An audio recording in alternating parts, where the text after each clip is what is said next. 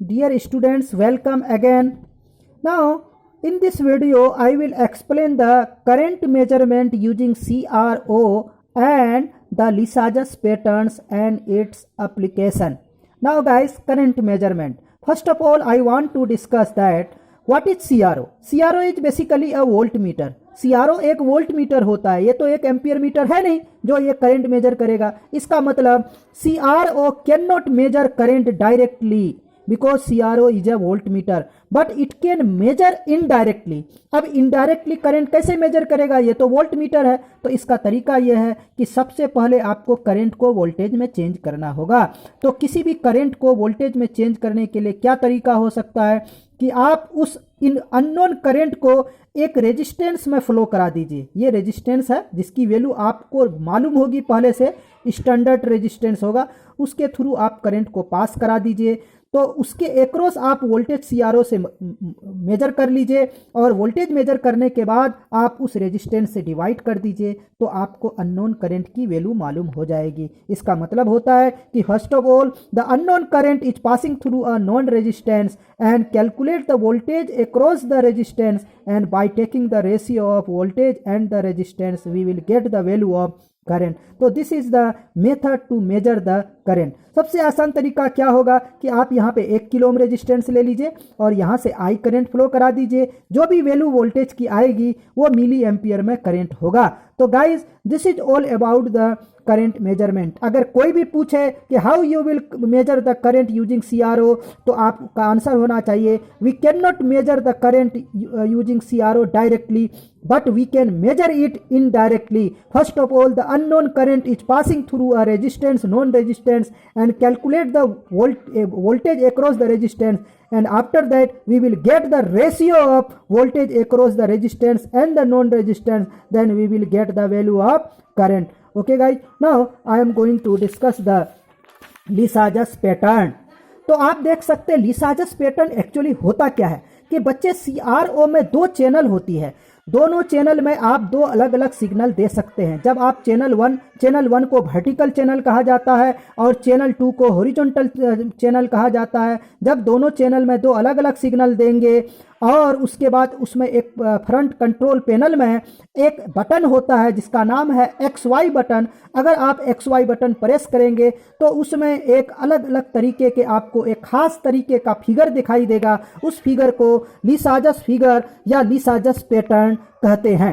तो Lissajous pattern का 2 application होता है, phase difference measurement and unknown frequency measurement. तो first of all I am going to discuss the phase difference measurement. बच्चे अगर आप फेज डिफरेंस मेजर करना चाहते हैं Lissajous फिगर से, तो 2 सिग्नल होगा। एक सिग्नल दोनों सिग्नल की क्या होगी, फ्रीक्वेंसी सेम होगी, तभी आप फेज डिफरेंस मेजर कर पाएंगे। दोनों सिग्नल को अलग अलग चैनल में आप दीजिए, उसके बाद XY बटन प्रेस कीजिए। XY बटन प्रेस करने के बाद आप देखेंगे कि आपको हर एक इंस्टेंट में CRO स्क्रीन पे अलग अलग फिगर दिखेंगे। तो बेसिकली ये 5 तरह का फिगर होता है। एक फिगर आप देख सकते हैं, ये स्ट्रेट लाइन का होता है। स्ट्रेट लाइन यानी y = x का होगा। इसका मतलब ये फिगर बताता है कि दोनों सिग्नल के बीच का जो फेज डिफरेंस है वो 0 है। उसके बाद आपको एक इलिप्स दिखेगा और इलिप्स का मतलब ये होता है कि दोनों सिग्नल के बीच का जो फेज डिफरेंस है वो एक्यूट एंगल है, 0 और 90 के बीच का है। तो आप कहेंगे कि 0 और 90 के बीच में तो कोई भी एंगल हो सकता है, तो उसका कैसे मेजरमेंट करें। तो उसका मेजरमेंट करने का एक फॉर्मूला होता है कि बच्चे इसको कहते हैं, यानी y एक्सिस को यहाँ पे जहाँ पे कट कर रहा है उस डिस्टेंस को हम लोग A कहेंगे, और ये जो मैक्सिमम डिस्टेंस है vertical distance from x axis ये जो है इसको B कहेंगे।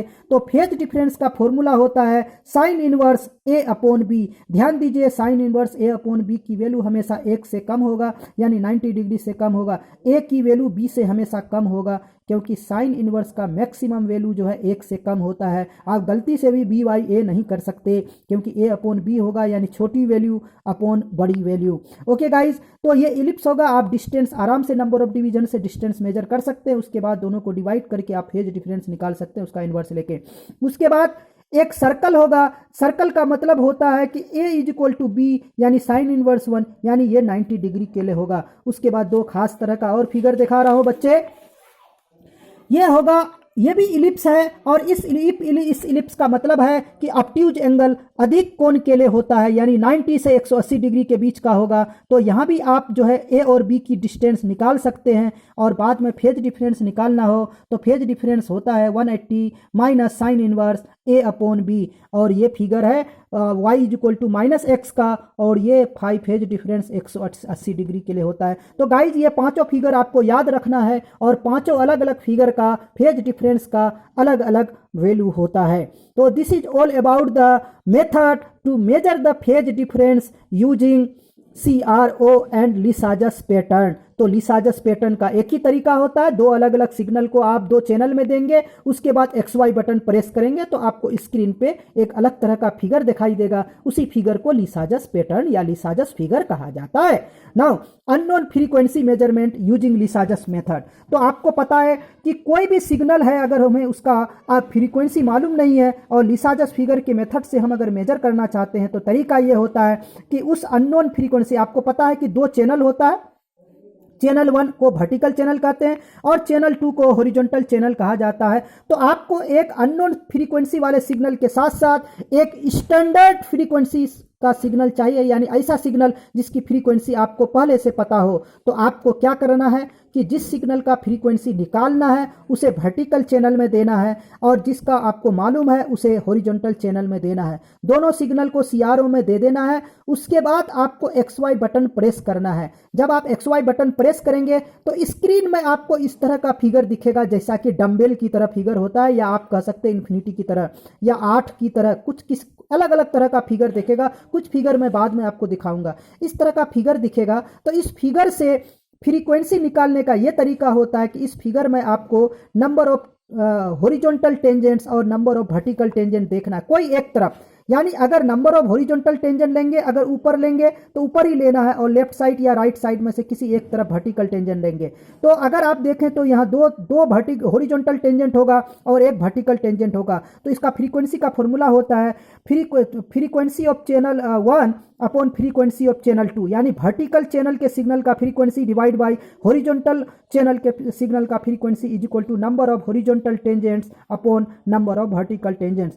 तो यहाँ पे रेशियो देख सकते हैं 2/1 होगा, यानी दोनों F vertical upon F channel दोनों का रेशियो 2/1 होगा। तो आपको पता है ये अननोन फ्रीक्वेंसी है, ये नोन है, ये नोन मालूम होगा तो आप अननोन सिग्नल का फ्रीक्वेंसी आप आसानी से निकाल सकते हैं। तो जस्ट आपको याद रखना है कि वर्टिकल चैनल का frequency divide by horizontal channel का फ्रीक्वेंसी इज इक्वल टू होता है number of horizontal tangent upon number of vertical tangent. तो मैं कुछ फिगर दिखा रहा हूं और जिसका रेशियो मैं बताना चाहूँगा कि आप यहाँ पे देख सकते हैं इस तरह से। इसका अगर आप देखें तो 3 हॉरिजॉन्टल टेंजेंट्स होंगे और एक वर्टिकल टेंजेंट होगा, तो इसका रेशियो होगा 3/1।